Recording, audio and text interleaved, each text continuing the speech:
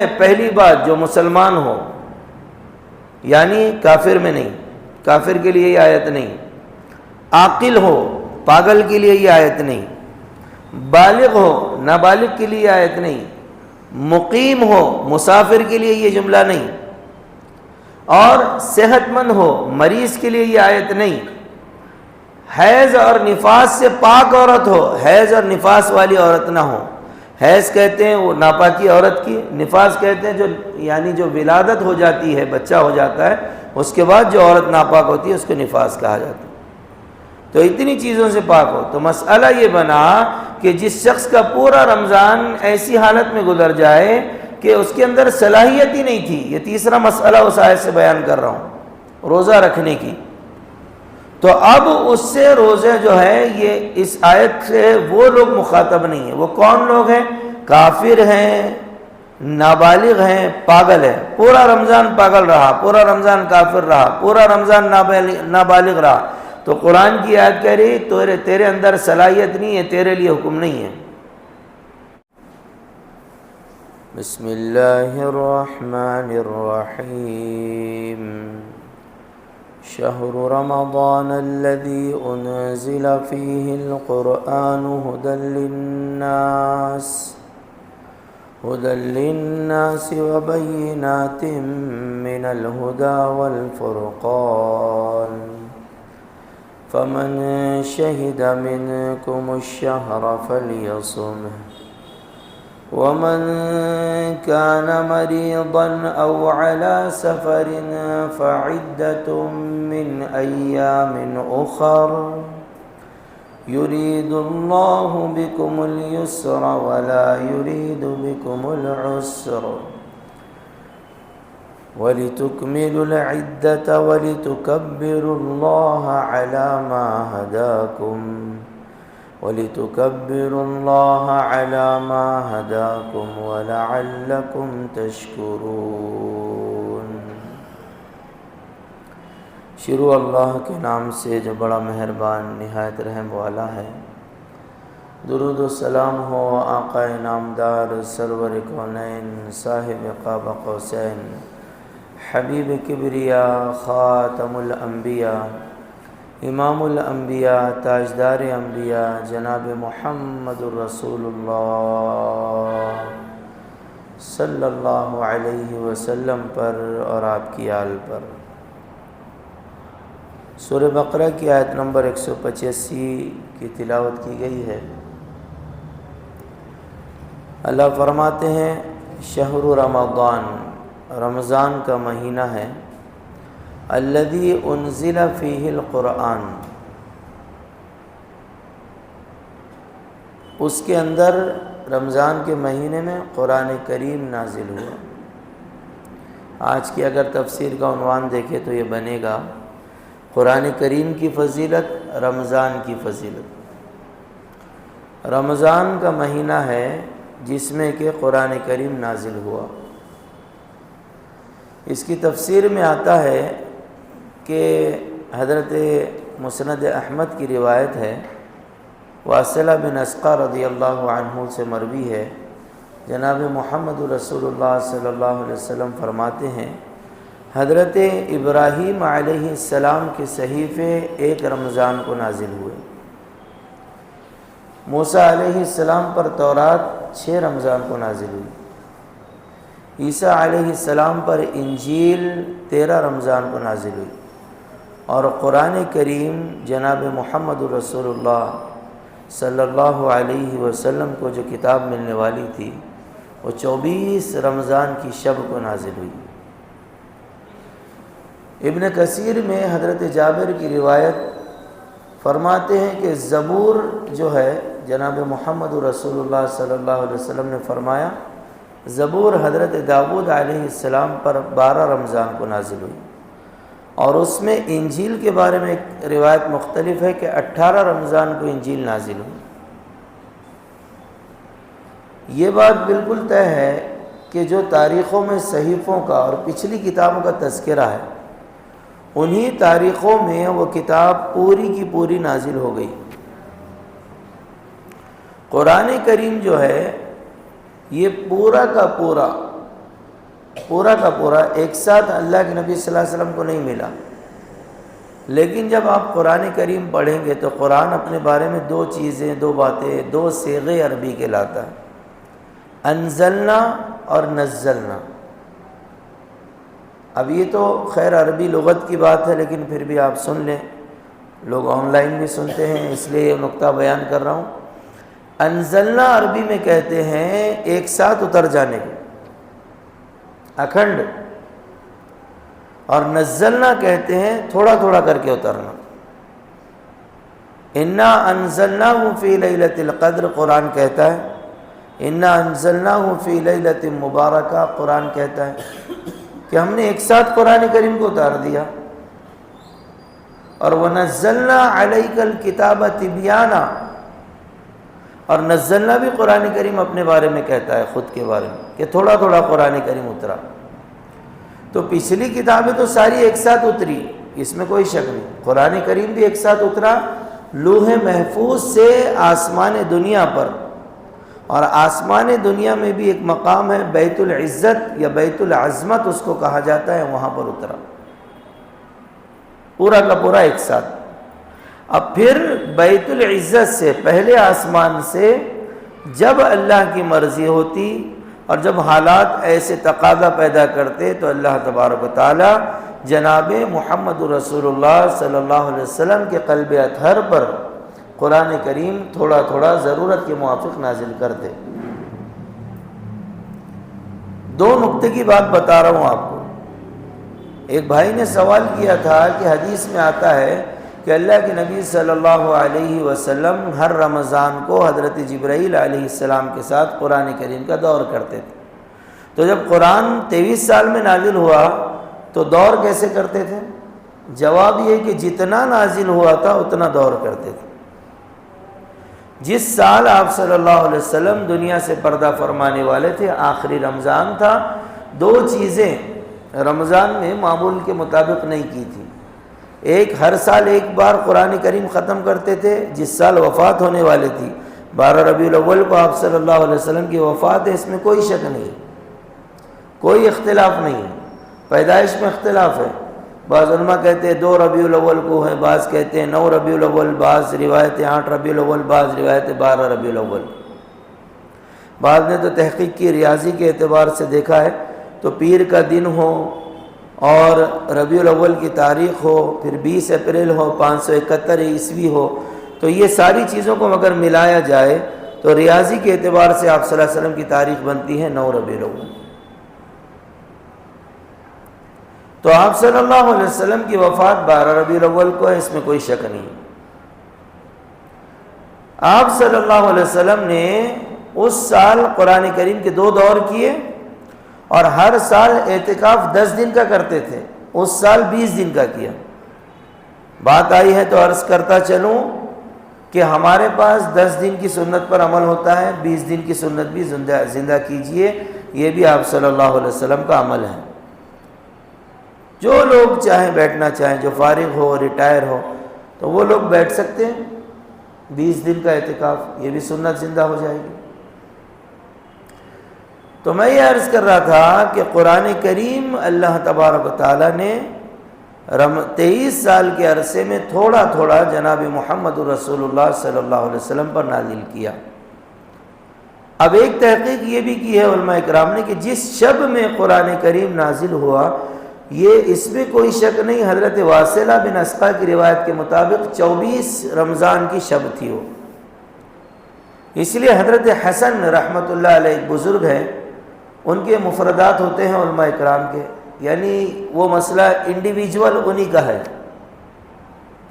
وہ کہتے ہیں کہ اس سے پتہ چلا کہ شب قدر 24 رمضان کو ہوتی ہے، کیونکہ واصلہ بن اسقا کی روایت بتلا رہی کہ اللہ کے نبی صلی اللہ علیہ وسلم نے فرمایا رمضان کریم 24 رمضان کو نازل ہوا، اور قرآن کہتا ہے دوسری جگہ انا انزلناہ فی لیلۃ القدر، کہ جس رات میں قرآن کریم پورا کا پورا اترا ہے وہ لیلۃ القدر کی رات تھی۔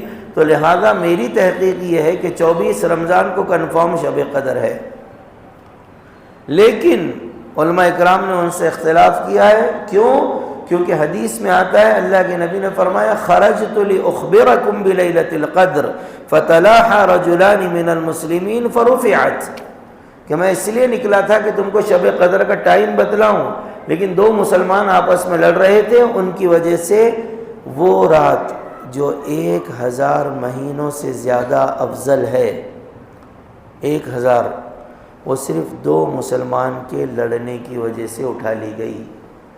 ایک نقطہ سنتے چلیں، آج 2 مسلمان لڑ رہے ہیں، 20 ہیں یا 200 ہیں یا 2000 ہیں یا 2 لاکھ ہیں یا 2 کروڑ ہیں، جتنے مسلمان آپس میں لڑیں گے صرف 2 کے لڑنے سے، اور وہ بھی خیر القرون کے دور میں، جس کو حدیث میں کہا گیا خیر القرون قرنی ثم الذین یلونہم ثم الذین یلونہم، میرا دور خیر کا دور ہے، اس دور میں 2 مسلمانوں نے لڑے، شب قدر اٹھا لی گئی۔ یہ دور خیر القرون کا نہیں ہے، پھر بھی اگر مسلمان کتنے تعداد میں آپس میں لڑ رہے ہیں، اندازہ آپ لگا سکتے ہیں کہ کتنا خیر اٹھایا جائے گا۔ تو اس حدیث کی بنا پر علماء فرماتے ہیں کہ صحیح بات یہ ہے کہ شب قدر کا کوئی ٹائمنگ نہیں ہے، وہ آخری 10 راتوں میں گھومتی رہتی ہے، اور اس میں بڑی روایتیں شیخ الحدیث رحمۃ اللہ علیہ نے لکھی ہے، پورے رمضان کی بھی ہے، آخر کے 20 دن کی بھی ہے، شروع کے عشرے اور آخر کے عشرے کی بھی ہے، اور آخر عشرے کی پوری راتوں کی بھی ہے، آخری عشرے کی طاق راتوں کی بھی ہے۔ بہتر یہ علماء نے لکھا ہے کہ کم سے کم آخری 10 راتیں انسان جاگ لے۔ تو یہ ہے کہ شب قدر کے اندر قرآن کریم نازل ہوا، اس میں کوئی شک نہیں۔ اگلی بات قرآن کریم کی فضیلت کے بارے میں فرمائی کہ قرآن کریم کی فضیلت یہ ہے کہ یہ رمضان میں نازل ہوا۔ اب دیکھیں، ایک بات کہہ رہا ہوں، بڑی نکتے کی بات ہے، ذرا ہوش میں رہ کر سنیے کہ جو بھی چیز قرآن کریم سے مل گئی اللہ نے اس کو بڑھا دیا، اس کا مقام بڑھا دیا۔ کیوں؟ کیونکہ سب سے پہلی بات یہ ہے کہ قرآن کریم جس کا کلام ہے، اس رب جیسا کائنات میں کوئی رب نہیں ہے۔ بعض لوگ جھوٹے لوگوں کو بھی خدا مان لیتے ہیں، تو ان کے جھوٹے خداؤں کو ہم اگر گن لیں تو تمام خداؤں میں جیسی فضیلت اللہ کو حاصل ہے ویسی کسی کو نہیں، تو تمام کلاموں میں جیسی قرآن کو فضیلت حاصل ہے کسی کو نہیں۔ تو جس رب کا کلام وہ زبردست، جس نبی پر نازل ہوا وہ زبردست، نبیوں کے سردار، نبیوں کے امام، جس فرشتے نے لے کر آئے حضرت جبرائیل وہ فرشتوں کا سردار، جس امت پر آیا وہ امت امتوں کی سردار، خیر امت، اور جس مہینے میں نازل ہوا وہ رمضان کا مہینہ تمام مہینوں میں افضل، اور جس رات میں نازل ہوا شب قدر وہ تمام راتوں میں افضل۔ میسج یہ ملا، ایک ہوتی ہے تفسیر قرآن بقول مولانا سجاد نعمانی، اور ایک ہوتی ہے تعبیر قرآن۔ تفسیر تو سن رہے ہیں آپ، تعبیر کہتے ہیں کہ اس آیت میں آپ کو اور مجھ کو عمل کرنے کے لیے کیا مل رہا ہے، یہ اگر آپ سمجھنے لگ جائیں تو آپ کو پھر یہ کوالٹی حاصل ہو جائے گی۔ اگر آپ تعبیر قرآن سمجھ رہے ہیں، اس میں میسج کیا ہے میرے لیے، میں کیا کرنا چاہیے، سمجھ رہے ہیں؟ تو شب قدر جس رات میں قرآن پاک نازل ہوا یہ تمام راتوں میں افضل۔ پھر اگلی بات قرآن کریم کے بارے میں فرمائی ہدی للناس، قرآن کریم ہدایت ہے لوگوں کے لیے۔ اب 2 آیتیں جو لوگ بغیر علماء کی رہبری کے قرآن کریم پڑھتے ہیں وہ ایسی ہی آیتوں پہ بھٹک جاتے ہیں۔ میں آپ کو پچھلا سبق یاد دلاتا ہوں، جب قرآن کریم کی تفسیر شروع ہو رہی تھی تو آیت آئی تھی ہدی للمتقین، یاد ہے کسی کو ترجمہ؟ بولو۔ متقین کے لیے قرآن کریم ہدایت ہے۔ یہاں کہہ رہا ہے اللہ تعالیٰ ہدی للناس، لوگوں کے لیے ہدایت ہے۔ لوگوں میں کافر، مشرک، مسلم، دہریہ، کمیونسٹ، ایگنوسٹک، یہود، نصارہ سب آتے ہیں۔ یہاں اللہ کہہ رہا ہے سب کے لیے ہدایت ہے، وہاں کہہ رہا ہے صرف متقین کے لیے ہدایت ہے۔ متقین میں صرف مسلمان آتے ہیں، للناس میں سب آتے ہیں۔ کون سی بات صحیح ہے؟ تو علماء نے بڑا بہترین جواب دیا ہے۔ ایک عام آدمی جب قرآن پڑھتا ہے بغیر علماء کی رہبری کے، یہاں پر آ کر بھٹک جاتا ہے۔ علماء نے جواب دیا کہ یہ بات بھی صحیح ہے، وہ بھی صحیح ہے۔ ہدایت تو قرآن کی سب کے لیے ہے، لیکن ملتی متقین کو ہے۔ بارش آ رہی ہے، آپ نے 2 کٹورے رکھ دیے، ایک الٹا رکھ دیا، ایک سیدھا رکھ دیا، پانی اس کٹورے میں آئے گا جو سیدھا رکھا ہے، جو الٹا رکھا ہے موسلا دھار بھی بارش آئے گی تو وہ کٹورا ہو سکتا ہے بہہ کر چلا جائے، لیکن اس پہ پانی نہیں آئے گا۔ یہ مثال ہے کافر، مشرک، دہریہ، کمیونسٹ، ایگنوسٹک، یہود، نصارہ، ان کی مثال ہے۔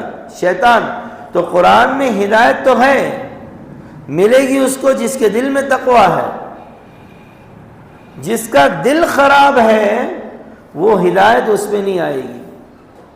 اور یاد رکھیں ایک نقطے کی بات سنیں، قرآن کریم اپنا تعارف کرواتا ہے، اللہ اپنا تعارف کرواتا ہے، اپنے نبی کا تعارف، اس امت کا تعارف، بڑی زبردست بات ہے۔ قل اعوذ برب الناس ملک الناس، اللہ کون ہے؟ رب ملک الناس، لوگوں کا بادشاہ ہے، قرآن میں تعارف کروایا۔ حضور کون ہے؟ صلی اللہ علیہ وسلم، رسول الناس، لوگوں کے رسول ہیں۔ یہ امت کون ہے؟ کنتم خیر امت اخرجت للناس، لوگوں کے لیے نکالی گئی ہے۔ اور قرآن کیا ہے؟ ہدی للناس، دا گائیڈنس فار پیپل، لوگوں کے لیے ہدایت ہے، گائیڈ بک ہے۔ آپ کمپنی سے کوئی چیز خرید کر لاتے ہیں، وہ گائیڈ بک دیتی ہے، اللہ تعالیٰ نے ہم کو یہ گائیڈ بک دی ہے، قرآن کریم۔ اب اس کی اگلی خاصیت سنیے، اس سے جو جڑ جائے گا اللہ تعالیٰ اس کو اوپر کر دیں گے۔ ان اللہ یرفع بہذا الکتاب اقواما ویضع بہ آخرین، حدیث میں کہ جو اللہ کا بندہ اس سے جڑ جائے گا اللہ اس کو بلند مقام کر دیں گے، جو اس کو پس پشت ڈال دے گا اللہ اس کو زمین پر پٹک دیں گے۔ آج ہمارے معاملات کیا ہیں؟ ہماری ٹی وی کے ریموٹ کے بٹن کے نمبر گھس گئے ہیں کثرت سے استعمال کرنے کی وجہ سے، اور قرآن کریم کے جزدان کے اوپر اتنی دھول ہے، 1.5 انچ۔ اور جو گزشتہ ہفتے بھی میں نے بات بیان کی تھی کہ ہماری قرآن کے احترام اور ادب کے بارے میں کیا حال ہے۔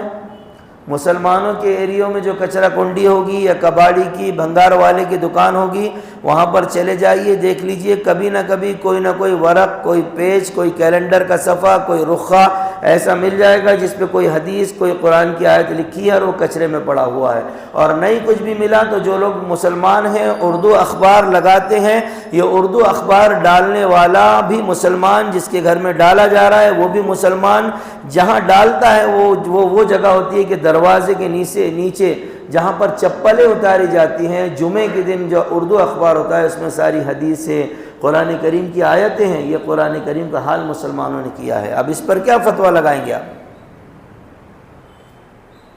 یہ احترام کا معاملہ ہے۔ میں اگر آپ کو یوں کہہ دوں کہ آپ کی بات کی ویلیو میری جوتے کی نوک پر ہے، آپ کہیں گے مولانا آپ کی ہمت کیسی ہے میری بات کیسے کہنے کے لیے؟ اللہ کے کلام کے، اللہ تبارک و تعالیٰ کے کلام کو آج کا مسلمان اخبار کی شکل میں دروازے کے نیچے ڈھکیل دیتا ہے جہاں پر لوگ چپلیں اتارتے ہیں۔ کیوں؟ نواب صاحب سو رہے ہیں نا، اٹھ کے لے نہیں سکتے۔ نواب صاحب سو رہے ہیں، فجر کی نماز چھوڑ کر سو رہے ہیں، اب وہ تھوڑی دیر کے بعد 11-12 بجے اٹھیں گے، غسل کریں گے اور اخبار میں فجر کی نماز پڑھنے کے فضائل پڑھیں گے۔ آگئی بات سمجھ میں؟ آگے اللہ تعالیٰ فرماتے ہیں وَبَيِّنَاتٍ مِّنَ الْهُدَىٰ، اور اس میں ایسی دلیلیں ہیں، روشن دلیلیں جو ہدایت کی طرف، ہدایت کے راستے کی طرف رہنمائی کرتی ہے۔ والفرقان، اور قرآن کریم کو اللہ نے فرمایا یہ فرقان ہے۔ فرقان کہتے ہیں فرق کرنے والا۔ کس میں فرق کرنے والا؟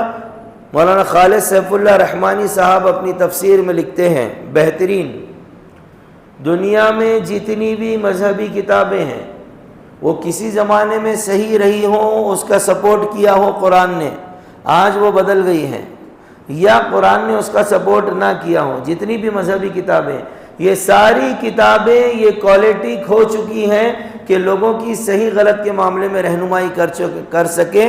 صرف قرآن کریم کے اندر یہ کوالٹیاں آج بھی باقی ہیں۔ یہ فرقان ہے، حق اور باطل میں فرق کرنے والا، صحیح اور جھوٹ میں فرق کرنے والا، حلال اور حرام میں فرق کرنے والا، حق اور ناحق میں فرق کرنے والا یہ قرآن کریم ہے۔ جو بھی شیطان صفت انسان ہوگا اس کا قرآن سے اختلاف ہونا یقینی ہے، کیونکہ قرآن اس کی تائید نہیں کرتا، اس کی مخالفت کرتا ہے۔ اگلی بات اللہ تعالیٰ نے فرمائی فَمَنْ شَهِدَ مِنْكُمُ الشَّهْرَ فَلْيَصُمْ، جو تم میں سے اس مہینے میں حاضر ہو، جو تم میں سے اس مہینے میں حاضر ہو، رمضان کے مہینے، فَلْيَصُمْ، اس کو چاہیے کہ وہ روزہ رکھے۔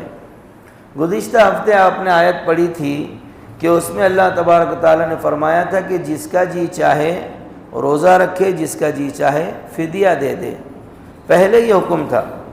اب وہ حکم منسوخ کر دیا اس آیت نے۔ اب حکم یہ ہے کہ اب فدیہ نہیں دینا ہے، اب روزہ رکھنا ہے ہر اس شخص کو جس کے اندر روزہ رکھنے کی طاقت ہے۔ وہ حکم ختم ہو گیا۔ ایک مسئلہ یہ کہ جس میں روزہ رکھنے کی طاقت ہے وہ روزہ رکھے۔ اب دوسرا مسئلہ، اتنی آیت سے کتنے مسئلے نکل رہے ہیں سنتے جائیے۔ دوسرا مسئلہ، صلاحیت، طاقت کس کے اندر ہے روزہ رکھنے کی؟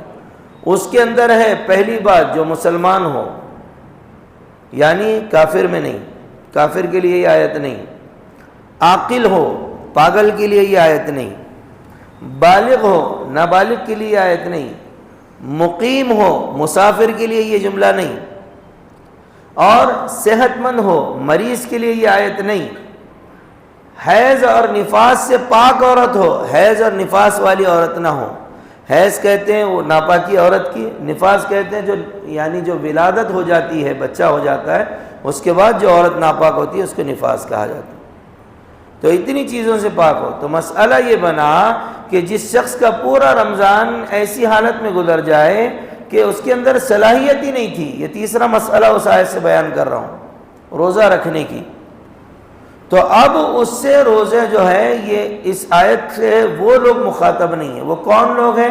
کافر ہیں، نابالغ ہیں، پاگل ہیں۔ پورا رمضان پاگل رہا، پورا رمضان کافر رہا، پورا رمضان نابالغ رہا، تو قرآن کی آیت کہہ رہی تیرے اندر صلاحیت نہیں ہے، تیرے لیے حکم نہیں ہے۔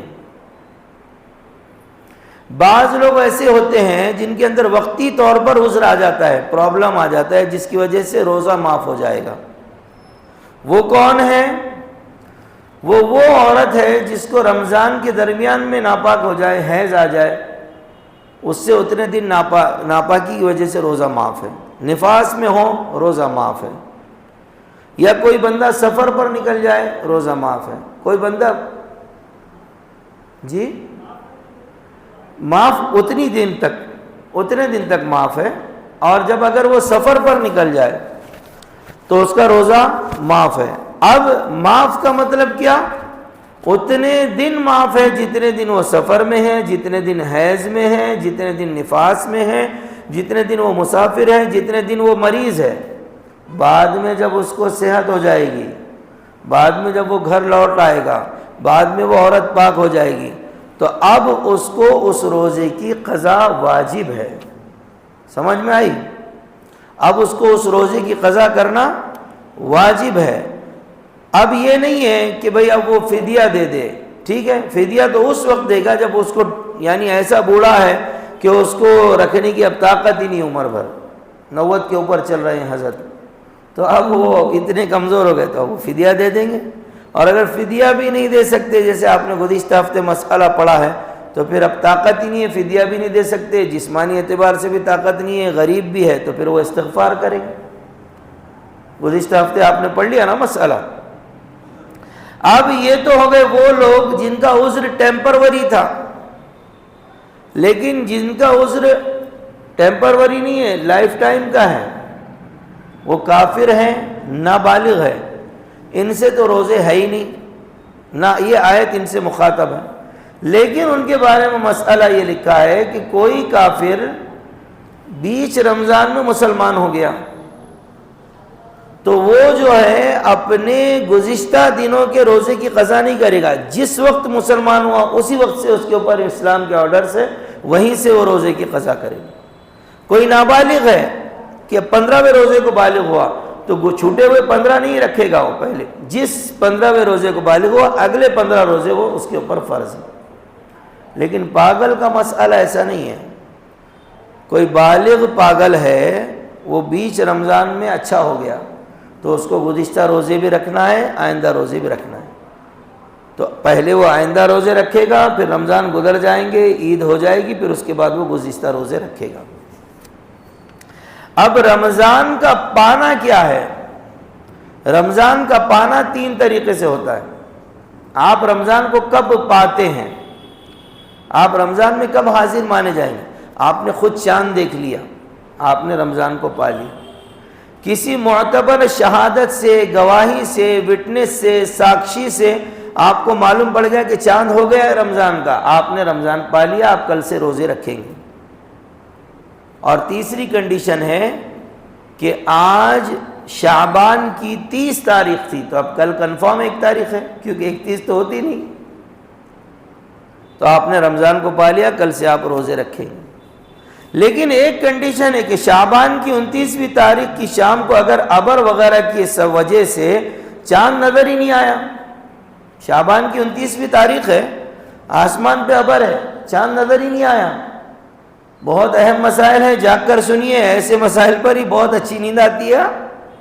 ہم بھی جب کلاس میں جب پڑھتے تھے تو ایسے مسائل کے ٹائم پہ شیطان بہت تلوے سہلاتا، سلاتا. بہت سے لوگ کو نیند آ رہی ہے اس لیے کہہ رہا ہوں، یہ بہت اہم مسائل ہے، سنیے، جاگ کر سنیے. اگر 29ویں تاریخ شعبان کی اور چاند ابر کی وجہ سے نظر نہیں آئے اور کوئی شرعی گواہی، شہادت، ساکشی، وٹنس بھی نہیں ملا، کوئی پہنچا ہی نہیں آ کے گواہی نہیں دیا، ابر کی وجہ سے آپ نے خود بھی نہیں دیکھے، کوئی وٹنس، ساکشی، گواہی، شہادت بھی نہیں آیا، تو اگلا جو دن ہے، سمجھ رہے، اس کو یوم الشک کہا جاتا ہے. میں بہت آہستہ بول رہا ہوں. ڈاؤٹ والا ڈے، یعنی ایسا دن جس میں شک ہے. شک کیوں کہا جا رہا؟ اب آپ اور میں اس دن کو یہ نہیں کہہ سکتے کہ یہ 30 شعبان ہے یا 1 رمضان ہے، ابر کی وجہ سے کچھ ملا ہی نہیں نا. کیوں ایسے کہا جا رہا ہے اس کو؟ کیونکہ یہ بھی احتمال ہے، یہ بھی ممکن ہے، یہ بھی پاسبل ہے کہ حقیقتاً بادل کے پیچھے چاند ہوں گا. بادل تھے لیکن چاند ہوں گا، مگر مطلع بادل صاف ہونے کی وجہ سے دکھا نہیں. پاسبل ہے نا. اور یہ بھی ممکن ہے، یہ بھی پاسبل ہے، اس کا بھی احتمال ہے کہ چاند نہ ہو. سمجھ رہے؟ تو اس روز کو یوم الشک کہا جاتا ہے، چونکہ شہود شہر رمضان یعنی رمضان کا پا لینا یہاں پر صادق نہیں آیا. تو مسئلہ یہ بیان ہوا ہے، حدیثوں میں بھی یہ بات آتی ہے کہ اس لیے اس دن کا روزہ رکھنا واجب نہیں ہے بلکہ مکروہ ہے. اور حدیث میں یوم الشک، ڈاؤٹ والے دن روزہ رکھنا منع کیا گیا ہے. اس کا ریزن یہ ہے کہ فرض روزہ، رمضان کا روزہ فرض ہے، شعبان کا نفل ہے. اب کوئی رکھ رہا ہے تو اب وہ 30 شعبان کا روزہ بھی ہو سکتا ہے، 1 رمضان کا روزہ بھی ہوتا ہے. تو فرض اور نفل گڈمڈ ہو جا رہے، اختلاط ہو جا رہا، اس میں التباس ہو جا رہا. تو یہ اختلاط، التباس کی وجہ سے اس دن کا روزہ رکھنا منع ہے. وہ لوگ بھی جو رکھتے ہیں ان کو بھی کہا گیا کہ اس دن روزہ مت رکھو، کیونکہ وہ ڈے جو ہے کلیئر نہیں ہوا. آئی بات سمجھ میں؟ اب اگلی بات ہے، اللہ تبارک و تعالیٰ فرماتے ہیں وَمَنْ كَانَ مَرِيضًا أَوْ عَلَى سَفَرٍ فَعِدَّةٌ مِّنْ أَيَّامٍ أُخَرَ، کہ جو کوئی مریض ہو یا سفر میں ہو تو وہ اپنے روزے کی گنتی پوری کرے گا اگلے دنوں میں. یہ بات سمجھی جا سکتی تھی، بہت سے لوگوں کو یہ بات سمجھ میں نہیں آئے گی. کیا بات؟ گزشتہ ہفتے آپ نے تفسیر میں پڑھا ہے کہ یہ پہلے حکم تھا کہ جس کا جی چاہے روزے رکھے، جس کا جی چاہے فدیہ دے. لیکن پھر اس کے بارے میں اس کے بعد آیت آئی تھی کہ مریض اور مسافر کو فیسلٹی ہے، ان کے اس ٹائم ٹیمپروری معاف ہے، لیکن بعد میں وہ پھر اس کو کیا کریں گے، یعنی رخصت کہتے ہیں اس کو، معاف نہیں بلکہ رخصت کہیں گے، کہ اس وقت ان کو رخصت ہے، چھوٹ ہے، بھئی ابھی مت رکھو، تم مریض ہے، تم مسافر ہے، لیکن بعد میں تم اس کو رکھ لینا. ٹھیک ہے؟ تو اب جب وہ حکم منسوخ ہوا، کون سا؟ جی چاہے روزہ رکھو، جی چاہے فدیہ دو، تو یہ ڈاؤٹ ہو سکتا تھا کہ یار مریض والی فیسلٹی، مسافر والی فیسلٹی ہے یا وہ بھی منسوخ ہو گئی؟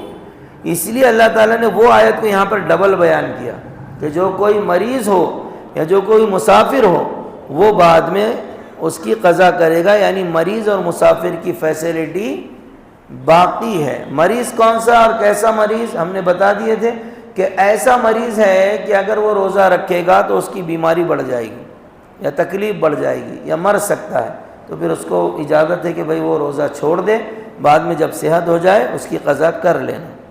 لیکن اگر ایسے کوئی مرض، ایسی بیماری نہیں ہے کہ آپ روزہ رکھیں گے تو بڑھ جائے گی، تو پھر روزہ رکھنا بہت اچھی بات ہے، کیونکہ قرآن نے کہا وَأَن تَصُومُوا خَيْرٌ لَكُمْ، تم روزہ رکھو تمہارے لیے یہ بہتر ہے۔ اب ایک مسئلہ ہے کہ سفر میں روزہ رکھنا یا نہیں، تو اللہ کے نبی صلی اللہ علیہ وسلم نے فرمایا فَمَنْ أَخَذَهَا فَحَسَنْ وَمَنْ أَحَبَّ أَنْ يَصُومَ فَلَا جُنَاحَ عَلَيْهِ، کہ سفر میں روزہ رکھنا یا نہیں رکھنا حضور سے پوچھا گیا، تو حضور صلی اللہ علیہ وسلم نے فرمایا ہی رخصت من اللہ، یہ اللہ کی طرف سے رخصت ہے، چھوٹ ہے، سفر میں اللہ کی طرف سے چھوٹ ہے۔ فمن اخذها فحسن، تو جو اس چھوٹ کا فائدہ اٹھا لے بہت اچھی بات ہے، اچھا ہے، مت رکھو، ٹھیک ہے۔ ومن احب ان يصوم فلا جناح علیہ، اور جو یہ پسند کرتا ہے کہ وہ روزہ رکھے تو کوئی بات نہیں، رکھ سکتا۔ دوسری حدیث میں فرمایا اللہ کے نبی صلی اللہ علیہ وسلم نے علیکم برخصت اللہ التي رخص لکم، کہ اللہ تبارک و تعالیٰ نے جو تم کو رخصت دی ہے، چھوٹ دی ہے، اس کو قبول کرو، ٹھیک ہے۔ تیسری حدیث حمزہ بن عمر اسلمی نے عرض کیا کہ میں بہت کثرت سے روزے رکھتا ہوں حضور صلی اللہ علیہ وسلم، تو کیا میں سفر میں بھی روزے رکھا کروں؟ یہ جو جواب دیا ہے نا اللہ کے نبی صلی اللہ علیہ وسلم، اس سے سارے احتمالات ختم ہو جاتے ہیں۔ فرمایا ان شئت فصم و ان شئت فافطر، اگر تمہارا دل چاہے تو روزے رکھو، تمہارا دل چاہے تو نہ رکھو۔ ہمارے اعتبار سے ہم جن یعنی گاڑیوں میں سفر کرتے ہیں تو اس کے اعتبار سے ہماری گاڑیاں اے سی ہوتی ہیں، تو اس میں روزہ رکھ لینا بہتر ہے، کیونکہ ہمیں روزے میں اتنی تکلیف نہیں ہوتی، کیونکہ اتنی سہولت تو ہے کہ اگر آپ نے روزہ رکھ لیا اور کوئی تکلیف پیش آ گئی سفر میں تو آپ روزہ کھول لیجئے، بعد میں اس کی ایک روزہ قضا کر لیں، یہ سفر میں فیسلٹی ہے۔ کیونکہ حضور اکرم صلی اللہ علیہ وسلم ایک مرتبہ سفر میں تھے، تو حضرت جابر کی روایت ہے ایک شخص کو دیکھا کہ اس کے اوپر سایہ کر رہے ہیں کرنے والے، صاحبان بنائے تھے، کسی صحابی تھے وہ، تو حضور نے پوچھا ما ھذا، یہ کیا ہے؟ تو بتلایا گیا حضور صلی اللہ علیہ وسلم کو، فقالوا صائم، یا رسول اللہ اس سائے کے اندر روزے دار ہے، تو آپ نے فرمایا فقال لیس من البر الصوم فی السفر، کہ سفر کے اندر روزہ رکھنا کوئی نیکی نہیں ہے، یعنی یہ فرمایا کہ بھئی اگر تم کو سہولت دی تھی اللہ تعالیٰ نے، تم سہولت اٹھا لیتے، یہ کیا بات ہوئی آپ سفر میں روزہ رکھ لیا آپ نے اور ابھی آپ کی حالت اتنی خراب ہو گئی؟ اگر ایسی کنڈیشن ہے تو روزہ مت رکھو، لیکن جیسے میں نے بتایا کہ ہمیں سہولت ہے، ہم تو ہوائی جہاز میں ہوں، ٹرین میں ہوں، کار میں ہوں، ہم لوگ جو ہے تو بالکل اے سی ایئر کنڈیشن میں بیٹھے رہتے ہیں، کوئی تکلیف نہیں ہوتی، تو رکھ لینا بہتر ہے۔ آگے اللہ تعالیٰ نے فرمایا یرید اللہ بکم الیسر ولا یرید بکم العسر، کہ اللہ تبارک و تعالیٰ تمہارے ساتھ آسانی کا معاملہ کرنا چاہتے ہیں، سختی کا اور تنگی کا معاملہ نہیں کرنا چاہتے۔ اس کے بارے میں دو حدیثیں اس کی تفسیر میں بیان کر کے آگے بڑھ جاؤں گا، اور 2-4 منٹ کے اندر تفسیر ختم۔ اللہ ہمارے لیے فیسلٹی چاہتا ہے، سہولت چاہتا ہے، یہ سارے احکام جو اللہ نے بتائے ہیں روزے کے بارے میں بھی، اس کے علاوہ بھی، یہ ہم کو اللہ نے فیسلٹی دی ہے، آسانی دی ہے۔ اس کی حدیث میں اللہ کے نبی صلی اللہ علیہ وسلم اس کی تفسیر میں فرمایا یسروا ولا تعسروا وسکنوا ولا تنفروا، کہ ہم کو حکم دیا آسانیاں پیدا کرو، مشکلیں پیدا مت کرو، اور لوگوں کو تسکین دو، سیٹسفیکشن دو، لوگوں کو فکروں میں مت ڈالو۔ آج کل آپ کسی سے مشورہ لینے جائیں، اگر آپ پریشان ہو، زیادہ تر لوگوں کا معاملہ یہ ہوتا ہے، وہ آپ کو کہیں گے ارے باپ آپ تو بڑی مصیبت میں آ گئے، آپ تو پھنس گئے، اب آپ کو پولیس اسٹیشن میں جانا پڑے گا، آپ کو عدالت کے چکر لگ جائیں گے، آپ کو تو فلاں پرابلم ہوگی، آپ کو یہ بیماری ہے، آپ کو ایسی کھانسی ہو رہی ہے، ایسے سانس چڑھی ہے، مطلب بی پی ہو گیا، آپ کو شوگر ہو گیا، ایسے ڈراؤ مت، اس سے اچھی بات کرو۔ میں نے اس سے پہلے بھی حدیث کا خلاصہ نقل کیا تھا، اگر مصیبت زدہ کو میں اور آپ تسلی دیں گے، ہم کو اس کی مصیبت کی طرح ہم کو بھی ثواب ملے گا۔ ایک سروے ہوا تھا نا یوٹیوب وغیرہ پہ، بعض لوگ بلاگ بناتے ہیں، کسی نے بہت اچھا بلاگ بنایا۔ وہ کیا کیا، انہوں نے ایک نیا ٹیوب خریدا، گاڑی کے اندر ڈال دیا، ٹیوب آتا ہے گاڑی میں ڈال دیا، اور فریج خریدا نیا، اور فریج والے کے پاس بنانے کے لیے دے دیا، اور یہ پمچر والے کے پاس بنانے کے لیے دے دیا۔ 2-3 لوگ تھے، وہ شوٹنگ بھی ہو رہی تھی اس مسلمان پمچر والا، اس کو کہا کہ بھائی ہم ذرا چائے پی کر آتے ہیں، آپ اس کو بنا کے رکھیں۔ نیا ٹیوب، کوئی پمچر نہیں اس میں، لوگ کیسا مشکلیں پیدا کرتے۔ تو جب واپس آئے تو فریج والے نے کہا کہ بھائی اس میں کام تھا، بڑا مسٹیک تھا، 1500 روپے لگیں گے، نیا فریج۔ پمچر والے کے پاس گئے تو انہوں نے کہا کہ بھائی 2 پمچر تھے، 60 اور 60، 120 روپے دیجیے۔ تو انہوں نے ویڈیو بتایا کہ ایسے ایسے ہم تمہارا ٹرائل لے رہے تھے۔ اب تو مسلمان ہیں نا، انہوں نے کہا کہ یار صاحب آپ ویڈیو بنا رہے، یہ کر رہے، وہ کر رہے، میری ایمانداری، میں نے 2 پمچر بولا، میں 4 بھی بول سکتا تھا نا۔ 2 جواب۔ اب آپ کیا بولا اس نے، میری ایمانداری، میں نے 2 بولا، میں 4 بھی بول سکتا تھا نا۔ یہ حدیث ایسے عمل کی مخالفت کر رہی ہے کہ تم نے مشکل پیدا کی۔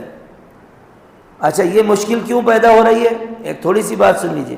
وہاں سجاد نعمانی صاحب نے کشمیر میں بیان کیا، جلسہ تھا کوئی، اور وہاں پر ان کے سامنے ان کے منہ پر کہا کہ ہندوستان میں میرے علم کے مطابق سب سے زیادہ سودی نظام کشمیر میں چلتا ہے، اور یہ جو مہنگائی جو بڑھتی ہے، اس کے اور بھی ریزن ہوں گے آپ جانتے ہیں، لیکن ایک ریزن اس کا سودی نظام بھی ہے، جس کی وجہ سے مہنگائی بڑھتی ہے، اور مہنگائی بڑھنے کے سبب انسان پھر اس حدیث کے خلاف کام کرتا ہے، آسانیاں نہیں مشکلیں پیدا کرتا ہے۔ کیسے؟